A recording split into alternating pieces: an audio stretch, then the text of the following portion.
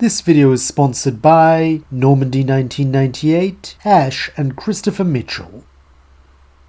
An air of despondence hangs over the Autobot base as the team reconvene, reflecting on what they have lost and planning how to recover him. In a small patch of good news, Starscream is at least able to assure his allies that Optimus is still alive, as Megatron will find far too much sadistic pleasure in exploiting his amnesia and putting him to work against the Autobots to simply kill him, meaning that so long as he proves useful, he will not be harmed. Gravely, Ratchet says the issue is what use that might be exactly, as even without his memories, Optimus is a formidable warrior, so it could be a problem if Megatron decides to deploy him onto the front lines, as none of them would wish to harm him while he would have no such compunctions. Alternatively, he might be probed for information on the Autobots, as even back when he was Orion Pax, Optimus was privy to a large amount of sensitive information as a clerk for the Iacon Hall of Records. This latter revelation puts an ugly scowl on Starscream's lips, as he muses that if Megatron knows this, then they may be in greater trouble than they initially thought, as during the war, they, which is to say the Decepticons, stormed the Hall of Records and acquired a large cache of data, but they were never able to decipher it, making it largely worthless. However, if Prime or Pax or whatever is able to crack it, then Primus only knows what sort of information Megatron may now have at his disgusting fingertips. Gravely, RC replies that this is just further reason to rescue him as soon as possible, which means they need a plan. Though cutting in, Starscream protests that this isn't all they need, as in Prime's absence, they need a leader, someone to make the calls so they don't descend into infighting, and considering he's the only one with command experience, having led the Decepticons in their leader's absence, he nominates himself.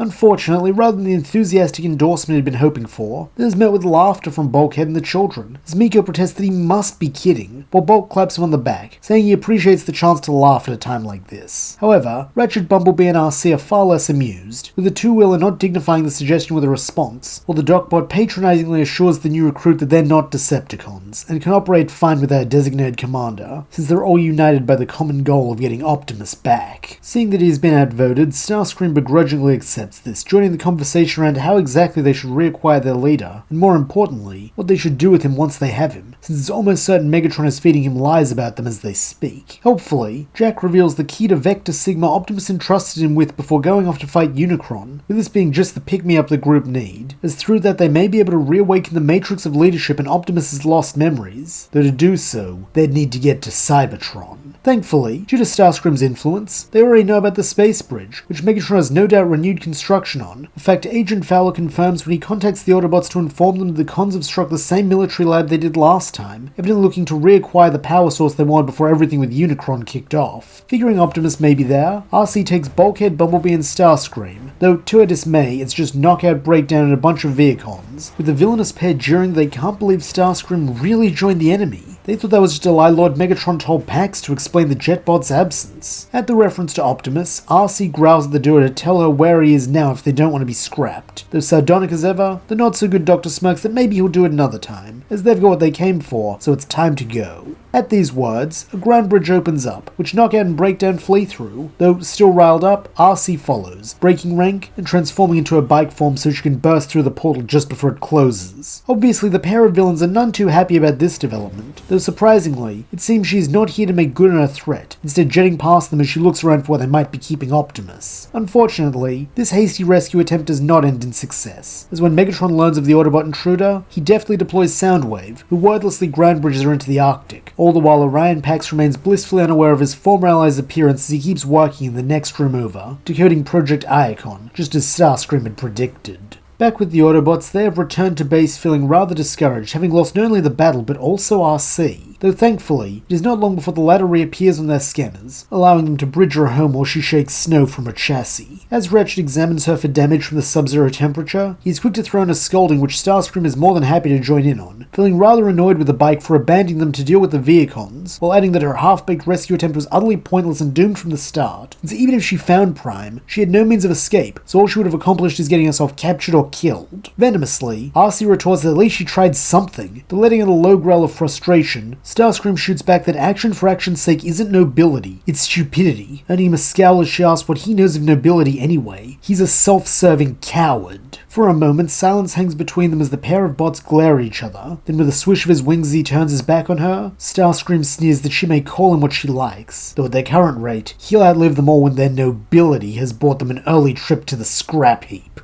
Wanting to put an end to the fighting, Jack uses this pause to speak up, yelling for both RC and Starscream to look at the positive of what just happened. The Decepticons just got the power source for their space bridge, which means it must be close to completion, at which point they can commandeer it for their trip to Cybertron. Begrudgingly, RC admits this is a good point, while Starscream grins that he may have underestimated this human, since allowing the enemy to think they've won only to use their own creation against them is the sort of ingenuity that would place him in good standing with the Decepticons. While meant as a compliment, this garners the opposite reaction, as Jack tells the Greybot not to make him sick, having evidently taken RC's side in regard to their recent argument. Nonetheless, it cannot be denied that having a plan does wonders for morale, so while RC and Starscream are still not speaking to one another, they do at least have enough professionalism to do their part for the plan. Figuring that a small strike team will be best as to not draw attention, it is decided that RC, Bulkhead and Bumblebee will attack the space bridge site together, with the latter pair holding it while Jack and RC go ahead to Cybertron in search of Vector Sigma. Meanwhile, Raph, Ratchet and Starscream will focus on locating and reacquiring Optimus, so they can give him his memories back immediately upon the away team's return. Confidently, the Jetbot claims that this should be child's play, so he will simply use his access code to bypass the warship's cloak, since all Seekers have one to ensure they can find their way back to base after missions considering it's constantly on the move.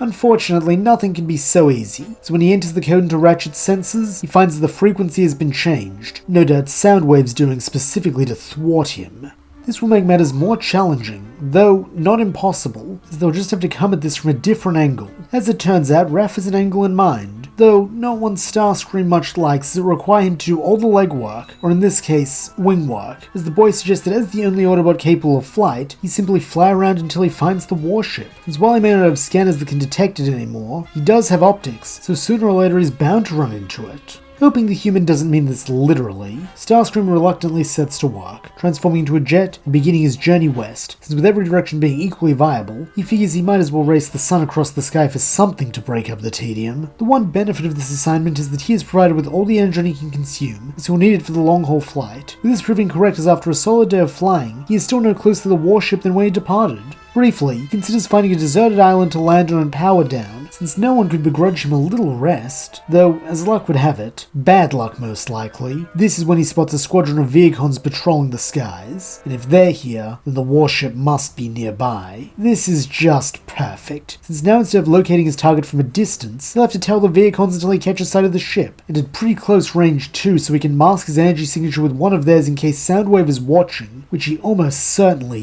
is. And here he thought he couldn't hate that mute cretin more when they're on the same side, though he is rapidly proving himself an even more vexing enemy than he was an ally. Nonetheless, knowing what he must do, Starscream falls in formation with the Vehicons, shadowing the rearguard in a way that will not allow him to his presence, since if there's one thing he's good at, it's being sneaky. Well, actually, he's very good at two things. That, and making schemes that blow up in his face. Case in point, by the time Starscream establishes visual contact with the warship, he is already within sensor range, which poses a very real problem, as now if he were to disengage from the Vehicon patrol, his presence would become immediately apparent to the Decepticons, and they would in all likelihood open fire on him, turning him into molten slag before he could even say the words evasive maneuvers. No, he's got to ride this one out, all the way to the warship. Then, once he's found a good place to hide, he can formulate a new plan to get away. Touching down the landing pad, Starscream is once again amazed by the stupidity of Vehicons, as despite him standing mere feet behind them, not a single one thinks to look back, instead heading inside with him hot on their heels. Knowing that not everyone on board is as much of an idiot, the Decepticon deserter hastily heads for an abandoned side room near Energon's storage, since while the Energon is heavily guarded, no one ever pays any mind to the out-of-the-way storeroom. Skulking through the corridors as stealthily as a 30-foot robot can, Starscream quickly hurls himself through the door of the storeroom, though for once it is not abandoned,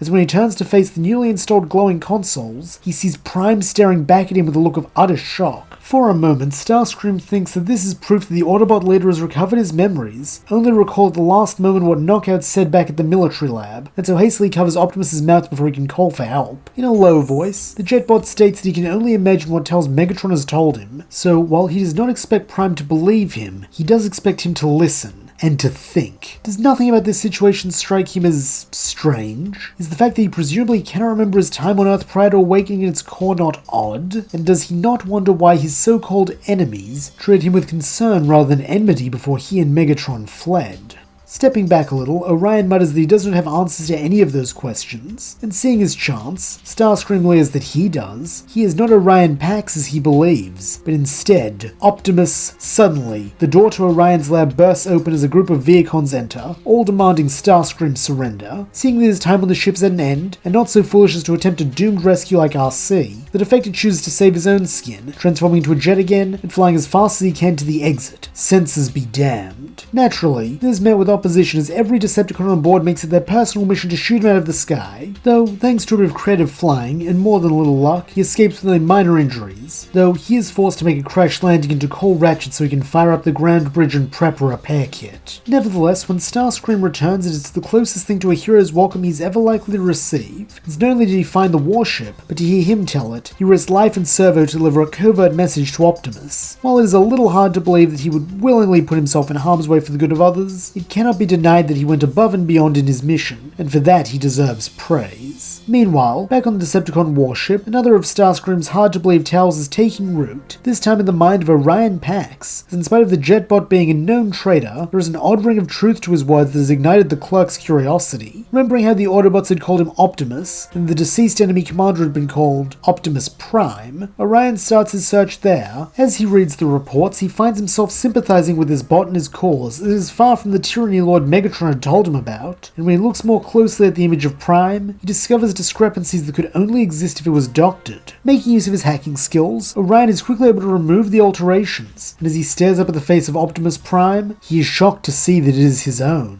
Unfortunately, it seems that Orion's sleuthing has not gone unnoticed, as before he can make an attempt to escape, he is confronted by Megatron, who informs his clerk that if he will not work willingly, then he will do so under threat of pain, but either way, he will decode those files for him. As a result, Orion soon finds himself with two Vehicon guards, while Megatron departs for the site of the space bridge, as he has reason to believe the Autobots are using it in a desperate attempt to revive their lost leader. As he suspected, the Autobots are waiting for him when he arrives, not just Bulkhead and Bumblebee, but Starscream and Ratchet too, as now they have the warship's location, their main priority is to defend the space bridge for as long as it takes for Jack and RC to return. However, this is easier said than done when the one who wishes to stop them is Megatron, as despite outnumbering him 4-1, that one is a seasoned gladiator, and a warrior who revels in combat, meaning that he is more than capable of defeating them all with relative ease. The only positive, if it can be called that, and for Starscream it most certainly can't, is that Megatron's desire to punish his disloyal former second-in-command outweighs his sense of urgency in stopping Jack and RC,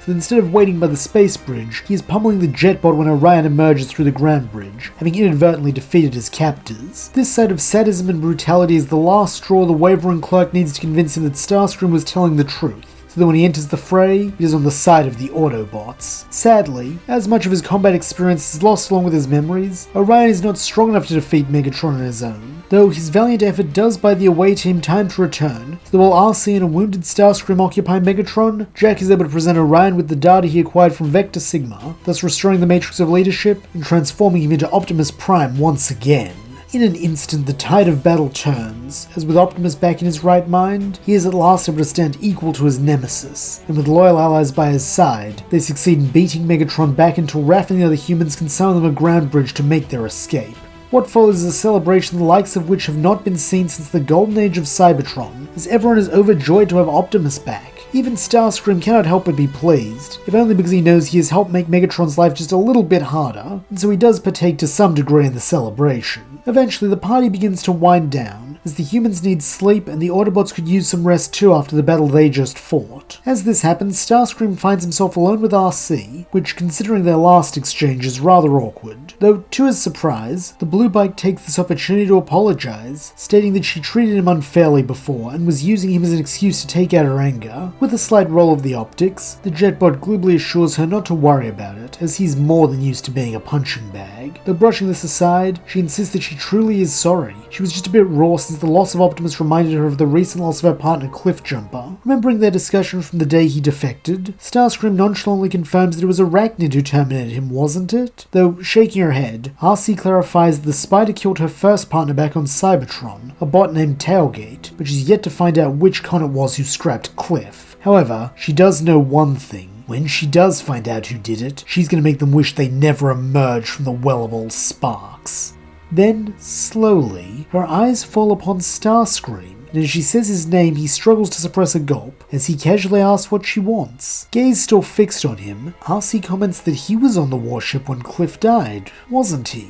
To which the defector somewhat nervously replies that he was, before questioning why she wants to know. For a moment, the two-wheeler says nothing, and Starscream is certain she's about to accuse him of the murder, only for her expression to soften, as she instead asks if he knows who did it, her tone almost pleading since this is something that has weighed heavily on her for a while now. Though as a Cybertronian he does not need to breathe, Starscream inhales deeply here. Then, as he looks her squarely in the optics, he replies that he's sorry, but he has no idea. Shoulders slumping in disappointment, RC sighs that it's fine, and that it was a long shot anyway, though if he remembers anything she hopes he'll tell her. Nodding his head sympathetically, though not actually making any comment to the affirmative, Starscream urges RC to power down for a while, since she literally travelled between galaxies today, and figuring that she could use some rest, the blue bike bids him goodnight, before thanking him for his help once again. In the aftermath of Prime's return, life becomes much like it was before the emergence of Unicron, though there is one key difference. As having truly proven himself a member of the team, Starscream is formally recognized as an Autobot, with the insignia on his chest being changed from the Decepticon logo to their one shortly after Optimus has the same done to the pair on his shoulders. As a result of this, he is finally granted free roam of the planet without escort, a welcome change of pace after being cooped up in the base for so long and only let out when others want him to do something insanely risky. To this end, he decides to stretch his wings for a bit while Prime and the others are chasing after some ancient Cybertronian beacon, though when Bulkhead contacts him to request he meet Bumblebee at the site of a second beacon since he's the closest to the scout's location, he begrudgingly accepts. Due to being able to travel at the speed of sound, Starscream reaches the coordinates long before Bulkhead, though by the time he arrives, Bumblebee has already been incapacitated by a group of humans who evidently set the beacon as a trap. Recognizing them as those filthy scavengers from Mech due to his part in rescuing Breakdown, Starscream has no question about their intentions, nor does he have any compunctions regarding what he is about to do. As transforming back into his robot mode from the safety of a nearby cliff, he opens fire upon them with both of his missiles. While this is ostensibly meant to scare them off, as he knows Prime would harp on for megacycles if he started intentionally killing humans, Starscream is not so naive as to believe that none will die in the explosion and rock slides that follow. Not that he cares, honestly, since those who survive will surely flee back into their fetid little holes, and not trouble them again for a long time, if ever again. Thanks to this intervention, when Bumblebee awakens, it is with his T-Cog still in his body. In a comforting tone, the Greybot explains that his comrade fell into a mech trap, though fortunately he was able to, drive them off, an act Bulkhead expresses gratitude for when he arrives a few minutes later. As a result of this, the events that follow play out far smoother than in canon, as with his T-Cog intact, Bumblebee is able to stop Knockout from stealing the shield generator, which in turn means the villainous Doctor is defenseless during his next clash with the Autobots, this time over the fabled forge of Soulless Prime. However, this is not the only advantage the heroes have in this battle, as due to Bumblebee not being benched, he is also present, giving the Autobots an even greater edge, so that Knockout and Breakdown flee long before Megatron can come to their rescue, leaving the forge in the hands of the Autobots, and specifically, a Prime, where it belongs. And with that, the initial relic hunt comes to a close, seeing the Autobots come out on top with all three relics in their possession, as Bumblebee was essential in acquiring both the Spark Extractor and Shield Generator, as well as helping to get the Forge. He receives a special commendation from Optimus, while the other Autobots gather round. Naturally, Raph is over the moon, suggesting they go racing to celebrate, while Bulkhead, RC and Ratchet give their congratulations. As for Starscream, he has been entrusted with putting the relics in storage, an act of trust on Optimus's part that in his usual aggrieved way the Jetbot mistakes for grunt work. All the same, he carries out his task, storing each icon relic while imagining what he could do with their power, though that is for another day. As for now, like him, they can lie in wait. However, one thing that most certainly cannot wait is an urgent call the Autobots receive from Agent Fowler a few days later, as he informs them that a pair of Cybertronians have been seen scrapping outside Omaha. As all their members are present and accounted for, the Autobots initially assume that this must be Decepticon infighting, though upon seeing a video feed, all let out knowing groans. For most of the team, this is because they have recognized Wheeljack, with it being typical that he would cause a ruckus, though in Starscream's case, his groan is related to the other combatant, Dreadwing, the twin of that oaf Skyquake, as not only will his presence mean that Megatron has gained a powerful new servant, but if he knows the big brute, he's here for one reason and one reason alone: to rip Starscream's spark from his chest and feed it to him for the desecration of his brother's corpse. Obviously liking his spark just where it is, the Decepticon deserter is rather reluctant to join the away team for this mission, though insisting that Dreadwing is a dangerous foe and thus they will need every fighter they can get. Prime dragoons him into going anyway. Hanging back in the hopes that Dreadwing will not see him, Starscream watches as the others engage the big brute, forcing him to flee while Wheeljack, in a vain attempt to stop him, blows up a nearby gas station. Not a very Autobot-y move, he must say, though it is at this point that he remembers Wheeljack's a wrecker. Oh joy. Evidently, this feeling is mutual, as when Wheeljack catches sight of the newest Autobot, he initially tries to blast him, causing Starscream to leap back with a shriek until Bulkhead forces his old friend to stand down, revealing that he's one of them now. Coldly, Wheeljack retorts they must be desperate if they're letting in bottom-feeding scraplets like Screamy, though when Prime firmly orders them all to withdraw, he reluctantly sheathes his weapons. All the same, even when they return to base to debrief, Wheeljack's optics never leave Starscream, as if waiting for him to do something evil so he can scrap him. However, for once it is Starscream whose goals most closely align with the Autobot cause, as like the others, he wants Dreadwing found and stopped as quickly as possible, whereas Wheeljack is too busy chafing under Optimus's command to care about anyone but himself. As a result, the events of Loose Cannons more or less play out like in canon, since if anything, Wheeljack has more reason to doubt Optimus's leadership and thus go off on his own, allowing Bulkhead to be captured and forcing Prime to come to the rescue. This in turn forces Optimus and Wheeljack to bury the hatchet for the sake of their mutual comrade, though sadly, the same cannot be said for Wheeljack and Starscream, as when Jackie prepares to leave, he warns the Jetbot in no uncertain terms that he'll be sure to pop in from time to time to make sure Scream is on his best behaviour.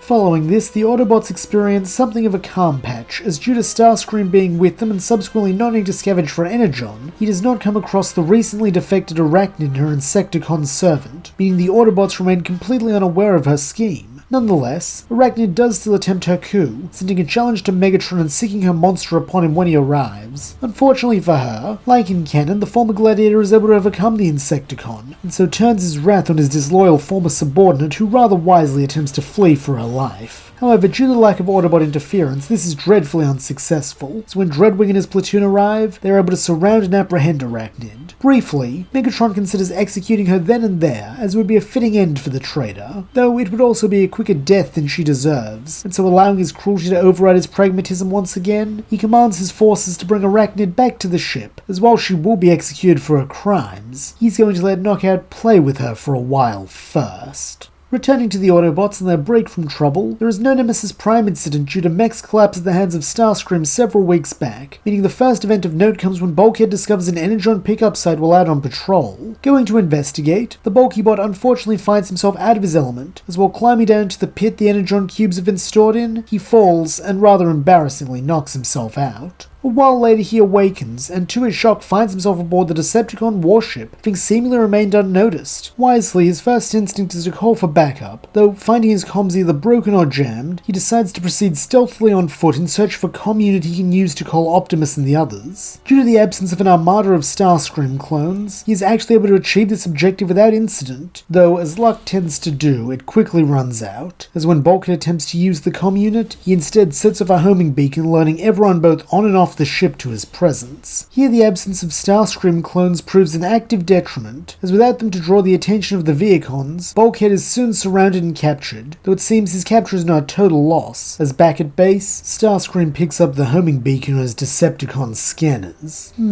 Seems Soundwave wasn't as thorough as he should have been at locking him out. That mistake will cost him. Assembling the team, Starscream relays the information he's received, with it not taking long to put it together with Bulkhead's continual comm silences and SOS from their friend. To this end, Optimus declares they must undertake a rescue mission, stating that he and Bumblebee will head for the comm unit Bulkhead used to contact them in case he is still nearby, while RC and Starscream will make for the brig, since there is a very real possibility Bulkhead has already been captured after setting off that alarm. Recognizing this is the more dangerous job, Starscream demands to know why him, to which Ratchet smirks that obviously he and RC have been chosen because they've both already attempted daring rescues from within the Decepticon warship. That is unless Starscream was lying about his part in turning Orion back into Optimus. Seeing that he's found himself caught between a rock and a hard place, the Jetbot growls that no, of course, the Doctor is right. It makes sense to assign this task to the seasoned rescuers. Following this, the team of Starscream, RC RC, Bumblebee, and Prime step through the ground bridge and onto the warship, though due to the beacon being interfered with by the ship's cloak, the best Ratchet can do is pull them into a random hallway. Nonetheless, knowing what they must do, Starscream points Prime and Bee in the direction of the relay, before telling RC to come with him, and he'll show her where the brig is. Then, as speed is of the essence, the pair shift into their vehicle forms and set off. Meanwhile, preferring the versatility of their bot modes, Optimus and Bumblebee proceed on foot, hugging the walls of corridors and using Bee's skill as a scout to avoid detection as they make their way towards their objective. However, it seems that fate has other ideas, as when the pair are forced to duck into a side room to avoid being spotted by an unexpected Viacon patrol, they find themselves in what appears to be a lab, with this giving Optimus an idea. While he does not remember his time as Orion Pax clearly, he is aware from what Starscream had told him that he was responsible for decoding the location of all the Iacon relics the Decepticons had on file. Now those same files are at his fingertips once again, and so pulling out a transfer drive, begins copying them while instructing Bumblebee to stand guard, since while he recognizes this is quite a risk, it is also the best chance they have to acquire and safeguard the remaining relics from Megatron. Meanwhile, back with Starscream and RC, having made use of the Defector's intimate knowledge of the layout and patrol schedules of the ship, they have managed to reach the brig unnoticed, so that now all that remains is to search the cells. Splitting up so they may cover more ground, the pair, now back in their robot configurations, begin going door to door. As this is a warship designed to hold hundreds of Autobot POWs, this is not a brisk task, though as RC opens a particular door, a gasp escapes her lips that causes Starscream to look over. At once the reason becomes clear, as suspended in energy shackles is a rather battered looking arachnid.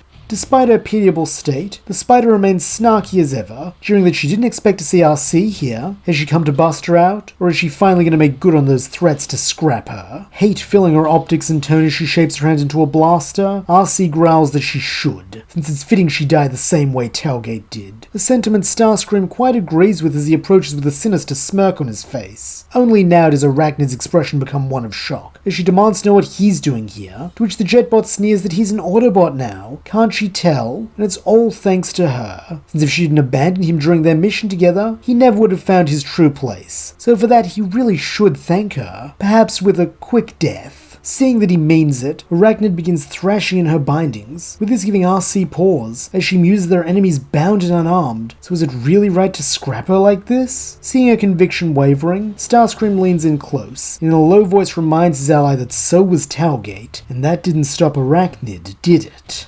At once, all sense of doubt leaves RC's face, and as she raises her blaster arm high, Arachnid goes to scream, though before she can make a noise, it is already too late, as a single shot through the spark ends her existence. The silence that follows the deed is deafening, with it taking RC's slightly shaky voice to break it, as she declares that she shouldn't have done that. Optimus would never have approved. Though struggling to keep the smile from his face, Starscream assures her that what she did was right, was justice. Arachnid was a monster who caused countless beings to suffer, and would do so again if given the chance. She prevented that, and so she has nothing to feel remorse for. Meeting his optics, RC asks if he truly means that, and nodding seriously, he replies that he does, before urging her to come along, as they still have to find Bulkhead. Returning to Optimus and Bumblebee, they have at last completed the data transfer, though it seems they are not in the clear yet, as when the Autobot leader removes the drive, alarms begin blaring throughout the ship. At that moment, several Viacons burst through the door to the lab, forcing the pair to fight their way out, though evidently this is only the start of their problems, as more of the drones are incoming, and at their head is none other than Megatron. Recognizing they cannot defeat such a force on their own, Optimus commands his subordinate to run while he lays down suppressing fire, though as expected, this does little more than buy them a small head start, as Megatron commands his forces to scrap the scout and bring him Prime alive.